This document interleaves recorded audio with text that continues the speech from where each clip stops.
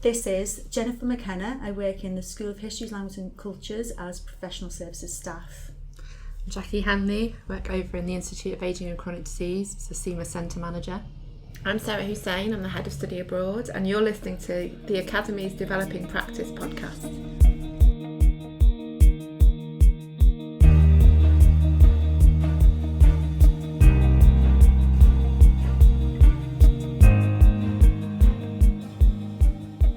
So we're really pleased to be speaking with you today about your experiences of attending the Springboard programme. Before we start, can you tell us a little bit about your own backgrounds and how you've got to where you are at the university? Sarah, if we can start with you. So I'm Sarah, I'm the Head of Study Abroad here at the university, and I started my kind of career in HE in 2005. So I started at university as an international officer, which was recruitment and study abroad. And then over the last 14 years, just counting in my head there, I've progressed through various roles within international. It's always been my field of interest and expertise, I guess. And so in 2014, became Head of Study Abroad, which is basically about increasing number of students who are going abroad on exchange and also bringing inbound exchange students into the university as well. So do you work with the students themselves, or are you supporting programmes in terms of engaging with study abroad? So we work with about 500 outbound students, so who are Liverpool students going abroad and also inbound students coming to the university. But there's a team of 9, so my role is now perhaps less student facing than it used to be. Yeah, so. Great. Thanks. Jacqui? Yeah, I'm Jacqui. I work over in the Institute of Ageing and Chronic Disease. I'm the CIMA Centre Manager. So CIMA is the MRC-Arthritis funded centre for integrated research into musculoskeletal ageing. Bit of a mouthful, so we stick with CIMA. But it's a centre that's spread across Liverpool, University of Sheffield and University of Newcastle. And the centre researches into kind of how our muscles, joints and bones kind of change as we age, and how this makes some people prone to like arthritis and other problems, and what we can do to reduce that risk as we get older. So I'm the one that kind of looks after the money and keeps all the researchers in check. Whenabouts did you come into HE? So this is my first role in HE. Okay. I started just over a year ago. My background is I did a PhD in Liverpool in physiology, and then went into medical research funding, and mainly for charities. Right. But now I've come into HE on the other side of the research money. Cool, thanks very much. Jen, last but no means least. I'm Jen. I work in School of History, Language and Cultures, a professional services member of staff. I work on the front line, so I work with students and staff. I've actually worked here for 20 years. It's probably the average age of a student. I'm 51 and I'm a mum of 2, so I've got a child of 24 and 21, and I've been married for 21 years, and I've got a husband who I've known for 30 years, so I think I deserve a medal for that, apart from anything else. As I say, I've worked and lived in Liverpool all my life, and I've really enjoyed it so far. I've found it really supportive as well, even down to the Springboard course that I've been on. I think it does develop different people at different levels. I think that come across in the course that I've just attended as well. Brilliant. What kind of things are you doing with students? I'm just asking because I miss working with students, so I'm jealous. So, that's one of the parts I really enjoy. So I work partly in quality assurance, so I deal with if students have not registered correctly, or module checks, programme builds, and I also work with students that go abroad as well. I work on students that go on a year abroad, so I kind of do admin for that as well, support them sometimes if they get into trouble or they need some help. I can direct them to the right person. Brilliant. Great, well thanks folks, it's really good to have you here. So we're talking to you today because you've all taken part in the Springboard programme, and Springboard is specifically for women only as part of the inclusivity agenda at Liverpool to help remove barriers to females achieving in the workplace. So could you just tell us a little bit about what it was that appealed to you specifically in terms of attending the programme? So Sarah, shall we start with you? So for me, I think I was looking at all different programmes that university offers. I think the most outstanding factor of the Springboard programme for me was that it was both personal and professional development.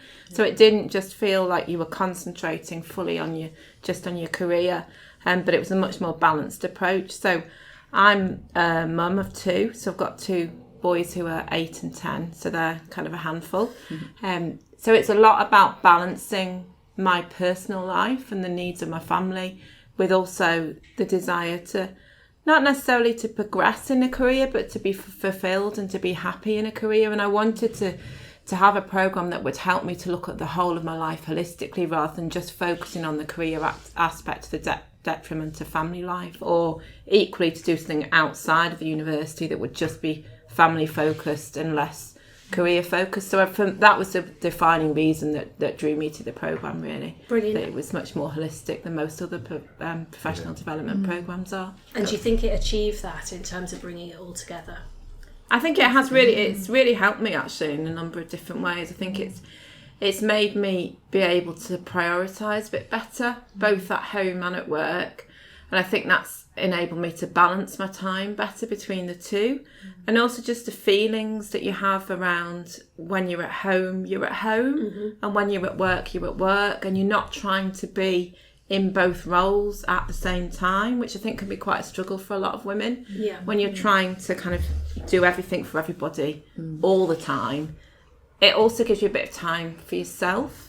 So I think one of the most valuable things about the programme for me was that you had 4 days where you were just really bonding with a group of women, and we were all thinking about our own development, but equally supporting each other. And it's very, very rare. I mean, people don't sit down and say to you, right, Sarah, take 4 days to think about yourself. They really don't. So it's an absolutely unique opportunity to do that, and also to do that in a really supportive environment as well, with other staff from the university who understand the environment that we work in, but equally with other women who are often in similar positions or have been in a similar position where you're balancing different parts of your life, or maybe will be in the future. So for me, that was the uniqueness of the programme that drew me to it. And that's one thing I realised in the programme, is that you meet all these women who are in so many different roles, but we actually all have similar experiences and similar issues, and it was really good that we were in our groups and we could share that, and we all felt that sense of camaraderie, I guess, and gave each other help and support. So just to put you on the spot, what were some of the kind of topics that you looked at? Obviously work-life balance was an important topic. Were there other kind of headlines in terms of the kind of things that you talked about? Assertiveness, yeah. Confidence. Okay. I think as women sometimes we don't put ourselves forward enough for things, and not just that, for personal reasons. We've got children, we've got family, we feel like we can't do certain things, or we can't do that because we're looking after so and so and this, that and the other, and we need to take a little moment for ourselves sometimes and think about what's right for us too sometimes. And I think the Springboard programme, I don't know about you, but I think it gives us time to reflect on ourselves, which sometimes you're rushing around, you don't get a chance to do that. You're rushing in work, you're rushing to work, from work, with kids, with parents, carers, people that you need to help, and we don't actually get that opportunity to sit down and actually think, hang on, what do I want out of life? What am I going to do? Where do I go from here? And that gives us that opportunity, I think. And also listening to people in our groups, our home groups, it was an opportunity for me personally, because I would never have met those people otherwise. I would never have considered talking to those people. It was a wide, varied group of people that we were randomly selected to go to.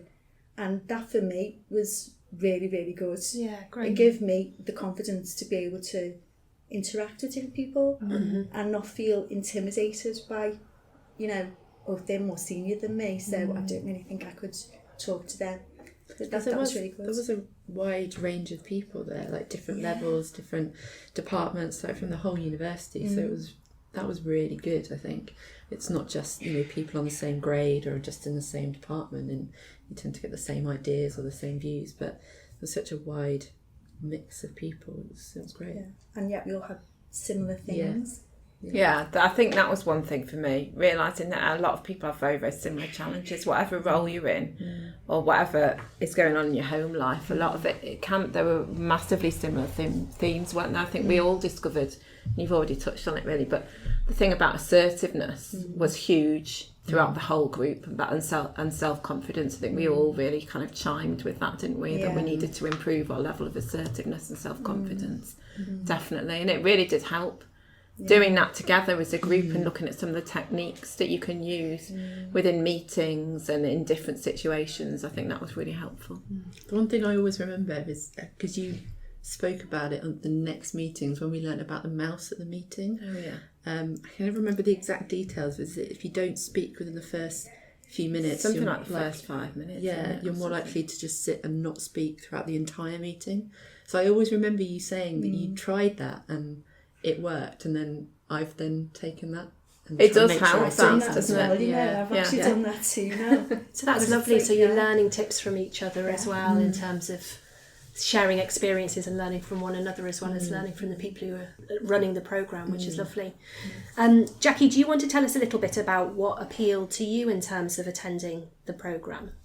It was similar to Sarah really. It was kind of it was both work and personal development, because I guess these things aren't in isolation. They all kind of feed into each other, and if you're confident and happy at work, you're happy at home, and vice versa. So having something that kind of was holistic and looked at the whole thing was kind of appealing to me, and also the fact that there were 4 sessions. It wasn't like weeks and weeks of a training program, or one session and then a few months later you'd have another one. It was 4 that within a few weeks, a few months of each other, and then in between we got to meet with our home groups and kind of talk about what we'd learned, what we tried, and what didn't work, what did work.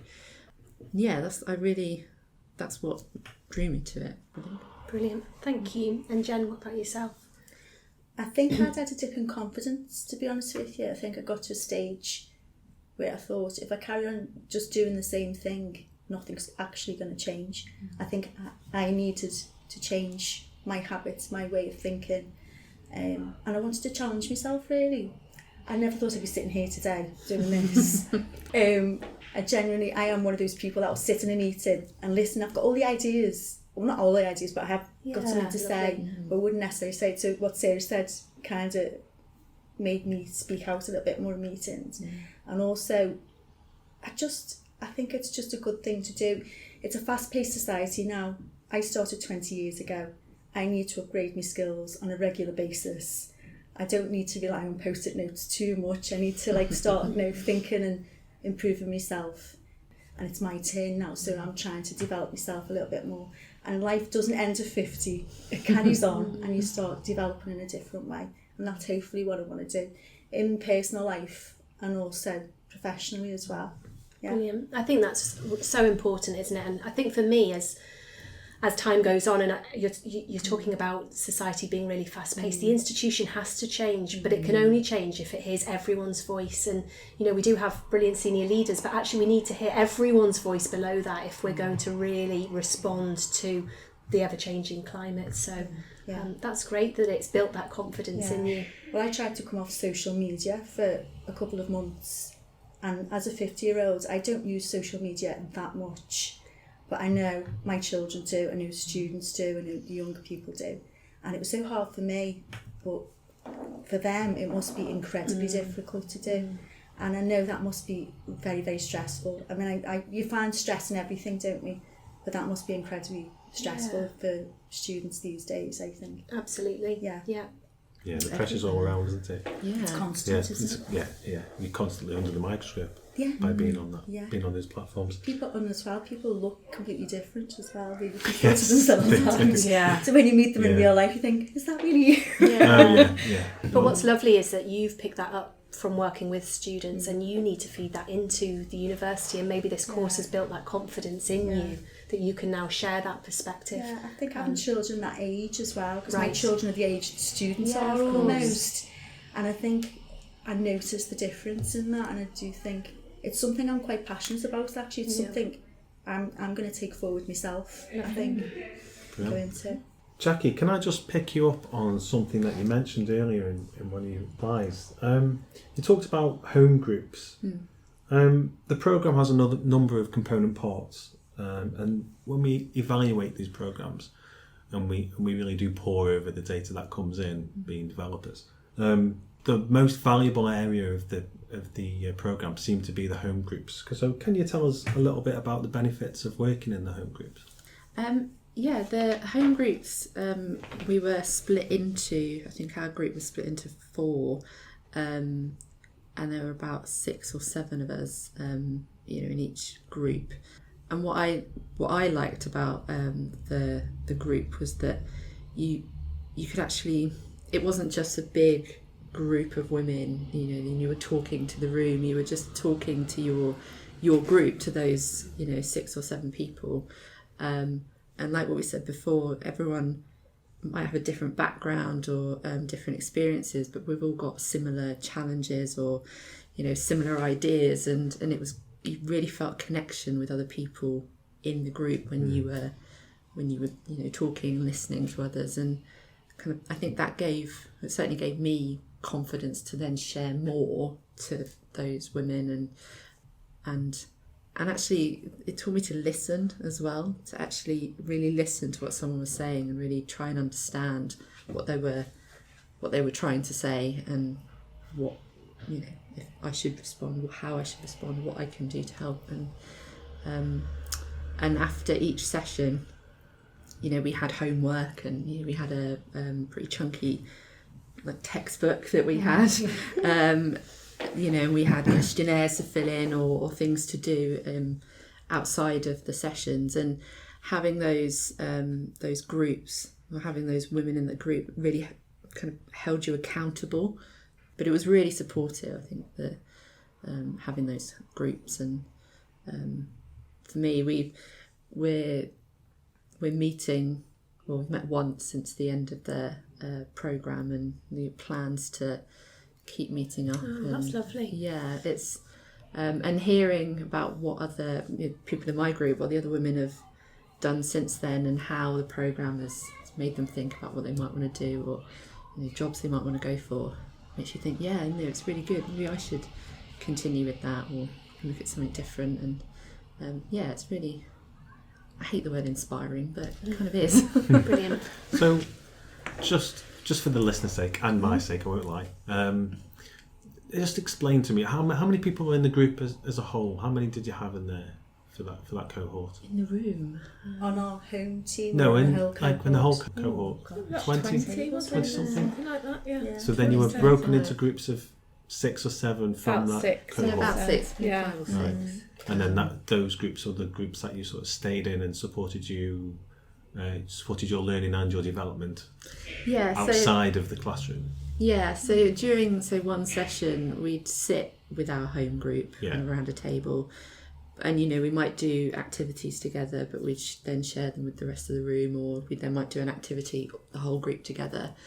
And then outside of the sessions, it wasn't kind of mandated that you had to meet up with people, but I think because we were all getting a lot out of it and we wanted to meet up, I think some people had WhatsApp groups, and our group went out for a burrito lunch, and we just kind of held each other accountable, and then that kind of built those relationships for then the next session when we had to do more things together. Brilliant. A couple of you have mentioned how the programme has helped you to build your confidence. And we know, the literature says that often women do struggle traditionally from a lack of self-confidence. I was just wondering, you've talked about a couple of examples, so maybe having more confidence in work meetings, but are there any other examples that you can give us where it's really had an impact in different areas of your work or home life in terms of your confidence levels? Jen, shall we start with you? Well, I do suffer from a lack of self-confidence. So for me, the big challenge was to start saying no more, and also to start saying yes a little bit more as well, and being clear on what I actually wanted to do. I think that was part of it. And from that, people don't expect somebody who's not confident to start being suddenly so assertive or whatever. So you have to take it slowly, because you can come across as being quite, I don't know, pushy. Yeah. Especially if people aren't used to it. If you're not used to somebody being a certain way. So I've kind of taken small steps in both personal and private. Like I've actually said no to people, which I would never have done in the past. Yeah. I would have just done it and struggled on. So, and I've explained why I can't do it as well. It's not just a case of I'm not doing that, I can't be bothered doing it. It's, I've explained why I can't.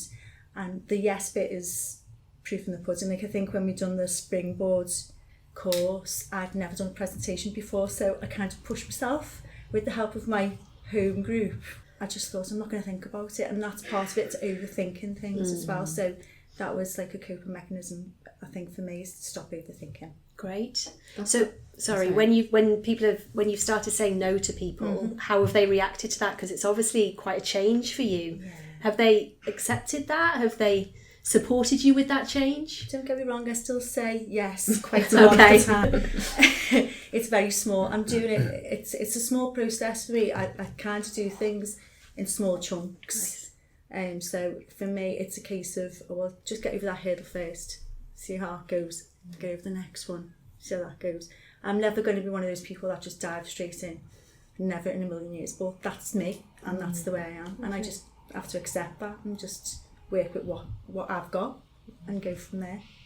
The saying no, the not being able to say no, that was something I think that came out of the group, was that everyone was like, we always say yes to doing everything and then really struggle with too much, but also not saying yes to the things that we might want to do or might be good for us to do. So yeah, it definitely gave me more confidence in saying no, and these are the reasons why not, or maybe we could do this instead, and then saying yes to the things that I was interested in or that I wanted to do for myself. Yeah, there was an interesting conversation, wasn't there, as well? I don't know if you remember the part about choices, about making your own decisions and being confident in your own decisions, but equally taking responsibility for the choice that you make. So sometimes I think there was examples given of when you've got caring responsibilities, you're still choosing to do that. I mean, obviously no one's going to not fulfill those roles, but you still have a choice at the end of the day. So instead of sort of feeling as if you're having something thrust upon you and that you've got to help all these other people, sometimes it's about saying, well, actually I'm choosing to do this. I actively want to help my child with their homework, or I need to go and do my shopping for my mum because she can't get around the supermarket, and I'm making that decision and owning your own decision rather than feeling that everyone else is inflicting it on you. And I found that very helpful, actually. I think that's been something that I've returned to quite a few times, actually. I remember it caused a bit of controversy though at the time. When it did. Trying to say you choose to look after your child with their homework, and everyone was like, well, no, I don't. But actually, yeah, you do. For various reasons, but and I guess the flip side of that is the choice around your children to say no as well. One thing we're struggling with in our house at the moment is packing the children's bags. They're 11 and 14 now. They can pack. My husband's always like, you don't need to pack their bags. And then when you say to them, actually, I'm choosing to let you pack your bag, and then you get in trouble when you've put the wrong books in. And that is a choice, isn't it? I feel really uncomfortable by that because I'm a control freak. So I like to know that they've got their geography book in their bag. No, you're just a mum, that's what it is. It's not being in control. It's like to be organised. But it is that choice, isn't it? Of, exactly. you're caring. Yeah, absolutely. So it comes across from the three of you that you all benefited from the programme and you did enjoy it. So if someone is listening and is thinking of applying or considering supporting someone to attend the programme, what would you say to them? And Sarah, can I start with you? I would absolutely go for it. I think I'm really delighted that I did the programme. I think it's really helped me both in work and in my home life as well. I think it has given me a bit of a new sense of purpose, really. And I think I feel I've got more energy. I've got more ability to manage my time. I feel that I've been quite inspired, particularly by the group aspect of it, actually. I think you could work through the textbook because that's one of the components of the programme. You could sit there and you could work through that by yourself, but you would not get anything out of it in terms of the same way that you get support from the rest of the group, not just the home group, but also equally the larger cohort as a whole. So it's an absolutely fantastic chance. I mean, I think I've talked to some of my friends about it that are not working at the university, and they've just all been absolutely blown away by the fact that the university gives you that chance to take 4 days that's, out of your own working time. It's a real luxury, and I think we're very, very lucky to have that. So I've really, really appreciated it, and I would recommend it to everybody. Jim, what would you say? Right, well, I definitely would recommend it. Just following on from what Sarah said, I think it was a fabulous opportunity. I feel really honoured and privileged to work in the university anyway. And I think it's a really valuable opportunity for people to be supported in the workplace like this, to be given the chance. I think it's absolutely fabulous. I think it should be rolled out more. I think more students and staff even should be involved in it. I just think it's really, really good in this day and age to have something like that. We need to think about our well-being as well as everything else. And I think if you've got staff that are productive, happy, secure, and feeling motivated, I think this kind of course is something that should really be maintained for that. Myself, I just, like I said before, I think one of the main things for me was, I thought you just put your head down and worked and that would be okay and you just get by, whatever. But lifting your head up, realising that networking, communicating with other people and listening to the people that we were actually in the cohort with even, and as we've said quite a few times, it's the most invaluable thing, even not just the book, being in the room with people, talking to them. It can be uncomfortable at times, but sometimes things have to be uncomfortable if you're not used to it. It's pushing past that boundary and getting used to it. And all I can say is just reiterate what Sarah said. It's an invaluable opportunity, and it would be so good if it just continued on. Because it was fun as well. Like you kind of within the groups. I think one of the last sessions we had to talk about what we'd learned and what we'd done differently, and we had a quiz, and I think I was banging a drum at one point, which is not like me. And yeah, I really enjoyed that.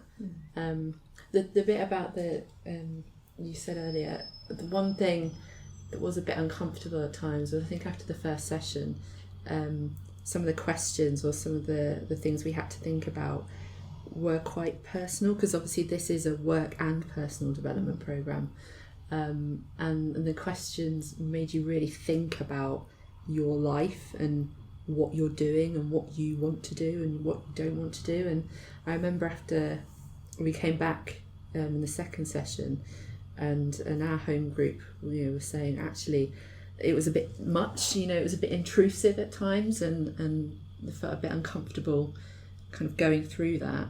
And that second session was really in depth and quite hard at points, but actually, once you get through that and kind of get towards the end, you realise, how valuable and useful it is, and how much fun you've had over those 4 days. And yeah, you just get to meet a great group of women and feel supported, and it's only 4 sessions, so it's great. Just think after 4 sessions, all those people that we've met, and how far they came just in those 4 sessions. You could see people actually changing. Wow. In the room, you could see some of the stories that you heard and the actual feedback you got at the end of the session. It was amazing, the transformation in people, wasn't it? Yeah. And it's an ongoing process, isn't it? Yeah. It doesn't stop. Start to read that book. So are they 4 consecutive days, or are there gaps in between each session? There's gaps To help you reflect. Was it over about 6 weeks, wasn't it? So there were 4 sessions, and they were all one day long each. Yeah. But you'd have like a week or 2 weeks gap between them, which is good because it gives you a chance to catch up on reading the book, but also to reflect between sessions. I think to give you a bit of time to kind of process what you've actually taken in during the day, because it's not an instant fix. It's not like some other training programs where you go in and you're taught, I don't know, how to use a database or how to use Word. It's not like that at all, is it? It's much more of a self-reflection, and you really get out of it what you put in, and it's much more, I think, over the sort of medium to longer term that we'll probably really see the fruits of the time that we've put in, really, I think. Yeah. And that's what it said. It's about making those small changes and then reflecting on them and thinking, did it work? How well did it work? What can I do different next time? And then making a different change or just improving on it and making those kind of, like you said, those baby steps and baby steps. But making those changes and like you said, making them sustainable. Do you know what I thought was really funny when the second week, I think it was, and I thought I'd done really well, and I was about to say I'd done the couch to 5k, and about 6 other people, 7 other people, and I was devastated. I thought I was doing really well. But that was really interesting. I was going to be inspirational. Because we all started doing couch to 5k after that first issue. None of us had talked about it. Anything. And we all independently downloaded that NHS app and started doing it. And then it wasn't until we came back we all said, I'm doing it, and I'm doing it. Well, that's impressive. Anyone who's done the couch to 5k is very impressive. That's great. Brilliant. Well, thank you, ladies. And we always like to end our podcast with giving the listeners a couple of kind of take-home hints and tips. So it would be great for you if you could just share maybe one tip that you found really helpful about the programme, that you've taken for yourself and you've applied it to your life. So maybe that our listeners could also reflect on that and maybe apply it to their lives as well. So, Sarah, if we start with you. So I think one thing that the Springboard programme made me realise is that, it's an ongoing process, personal development and professional development, and we all need to kind of keep on top of it. And it doesnn't have to necessarily be in a very formal training environment. So one of the things that I found really useful is after Springboard, I'd identified certain areas that I needed to work on from a professional and personal point of view.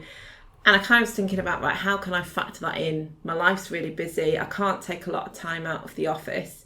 I've already done this 4 days this year of training. I felt like I couldn't really then go on any more long training courses, and at home I'm really busy as well. So I used the university's LinkedIn Learning, which is all online. You can download it. It's really easy to use. It's got like little videos that you use, and you can pick out particular areas of interest for you, and it kind of chunks it up. So you'll get a sort of 3 to 4 minute video and then there'll be kind of multiple sessions, so you can break it up, so you've got like an hour long course, but it's broken into 3 to 4 minutes, which you can do in between waiting for your kettle to boil or while you're stacking your dishwasher at home. So I found that really, really helpful, and I feel like it started me on a kind of lifelong journey of keeping on top of developing your own skills in the way that suits you at that particular time in your life, which might be through informal training, it might be through networking, it might be through very formal classroom situations. So I think it's just knowing kind of what's out there and applying that. I found that one of the most useful things about doing the programme. I guess the one thing that I've been doing is responding and not reacting. So we kind of learnt to, if say an email comes in and it really riles you up or really upsets you, just kind of just stopping and pausing for a second and thinking, okay, and kind of recognising what it's done to you, and then thinking, okay, well, that email's really annoyed me. Why has it annoyed me? Oh, okay, someone is asking me at really short notice to do something that I don't feel comfortable doing or I don't know how to do. Okay, well, what can I do about it? Okay, well, let's not just fire off an email going, saying, okay, well, maybe I could learn how to do this and then do it, or if I think, no, I don't have the time or the capacity to do it, maybe offer a different option or different solution, and then responding rather than just flying off, and just taking the time to think, why do I feel like that, and what can I do to make it better? Yes. Yeah, I really agree with that one as well, because that's something I do sometimes too. My top tip would be, here it goes, is to do a Superwoman pose. It sounds a bit bizarre.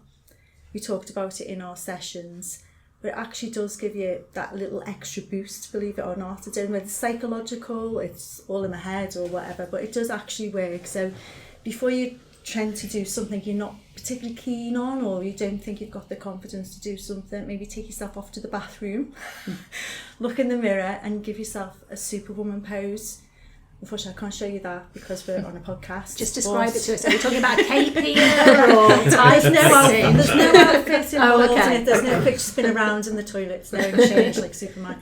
It's just the physical aspect of being confident in the mirror with yourself. Whether you do the Superwoman pose or you just tell yourself that you're confident enough that you can do it, it's amazing what you can actually achieve. And one of the things I've done that with is it combines saying yes and no, which I talked about earlier. So I've started saying yes to things a bit more. So we're on the couch to 5k. I've now signed up for a 10k. I'm doing that in Liverpool. Thank you very much, ladies. I will be walking at half. And the other thing is I joined a cycle team as well. So I cycle quite a lot now. So I'm doing a charity thing for Alter Hay as well for them. Which has been really good, combines my love of the outdoors with eating cake and cafes, which I regularly visit along the way. So yeah, it's just saying yes, seeing where you can, by saying yes, see where you end up, basically, and try and say yes to things a little bit more. Brilliant. Well, thank you all so much. We really, really appreciate you coming and sharing with us today about the Springboard programme. Yeah, thanks very much.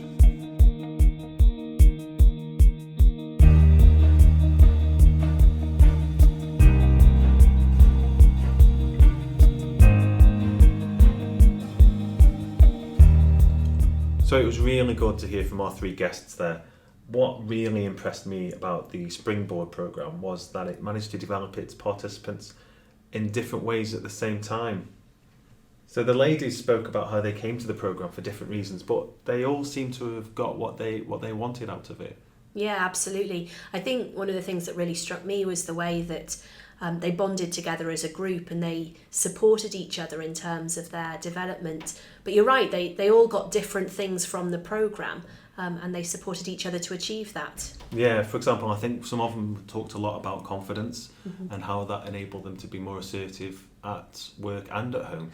Yeah, I really liked, I think it was Jen who was talking about she learnt to say no more and she learnt to say yes more. And I think that's great, isn't it? Thinking about actually what do I want to achieve and framing my decisions around that in terms of not just saying yes to everything, but being really strategic in terms of where do I want my career to go and what do I need to be saying yes to even though it's scary, and what do I need to be saying no to because it just fills my time. Yeah, exactly. A couple of other things that I picked up on, and I'm not sure who mentioned it, but somebody was saying about how life is fast-paced, but the need to develop seems to be more prevalent than ever before. I completely agree with that. For others, it seemed to have opened up the possibilities of networking and creating relationships with others outside of their area of work, which, in terms of an OD thing, we're all about that. We like that very much. Brilliant. Well, it would be great to hear what you thought about that conversation. So please do tweet us at Live Uni Academy. Tell us what you think. Tell us if you're interested in the programme and what you gained from the conversations that we had with our three colleagues. We'd also like to give you the opportunity to extend your thinking further around this. So if you'd like to go to the website, liverpool.ac.uk/the-academy. We've linked there in a reading list to a range of different resources that you may want to dip into to further extend your thinking around this topic. Yeah, and if you can please rate and review in iTunes or simply subscribe to the podcast via platforms such as Spotify, Google Podcasts or YouTube, that would be much appreciated. Bye for now.